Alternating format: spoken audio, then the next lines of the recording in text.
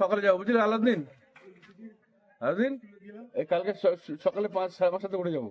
হাঁটলি না তোমার শরীর ফিটনেস। হ্যাঁ হ্যাঁ ওইখানে একটা বাড়িতে গেলাম, বাড়িটা খুব সুন্দর বাড়ি। দোকান টোকান আছে ওদিকে? দোকান নেই, বাড়িটা গিয়ে হ্যাঁ ওইখানে যাবে কি? ভালোই ঠান্ডা লাগছে।